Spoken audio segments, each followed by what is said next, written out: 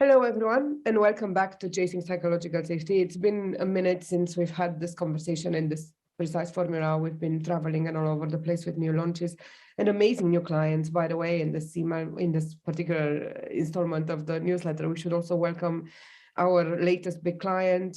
Spot Radar is a company that's going places, and it's going places faster now, thanks to people, not text technology. So we're really excited about that. A couple of more interesting announcements coming up soon, hopefully. And today we wanted to kind of go back to the idea of what is flexible work, what is remote work, and what can we do so that we make sure that this progress is sustainable, and what we've won over this, what we've earned. We haven't won it. It hasn't been a lottery. It has been hard graft from the part of many superheroes and of many people that have done a lot of great work. What we have earned is this future of work that's going to be outcomes based. It's going to be in an environment of empowered teams, no command and control, servant leadership that's further empowering them. Only they'll have the tools, they'll have the support, and they'll have the encouragement to keep doing the human work. And we think that these five conditions are sine qua non. No one will be able to continue or get to a place of stability when it comes to flexibility and work without them. So if you haven't done them already, it's still probably time to do them.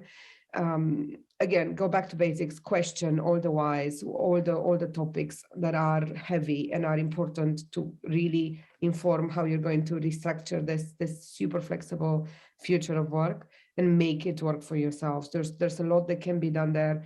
And it's worth the exploration, even if it feels late, it feels cumbersome, it feels like we already have processes, but none of that is stable until such time that we've done all these five topics that we've listed into yesterday's article. Absolutely. And there is still time. The story of human work is long and it has a long future ahead of it. So the change in the way we work is not something that is going to here to challenge the way you've always worked. It's the next phase. It's the phase that we're in at the moment. And it's definitely, with regards to flexible working, doing the human work is going to be essential to the success of moving into this new-ish era of working. So we've identified 2 traits within that list of 5 that really are the standout traits that organizations, that teams, that cultures will need in order to be successful. The first of those is unprecedented honesty. There's a lot of talk about radical candor. There's a lot of talk about openness and speaking up. And obviously psychological safety is right at the core of that. So we're talking about complete openness at all levels in the organization. So we'd love to see the senior leadership teams being that open. We know that the rest of the teams in the organization can do it as well. And that really is about bringing openness and curiosity to the workplace and really wanting to genuinely understand how employees feel, how the people that deliver our work feel day in, day out, and what they need to feel better, to be healthier, and to be able to do the work they came here to do.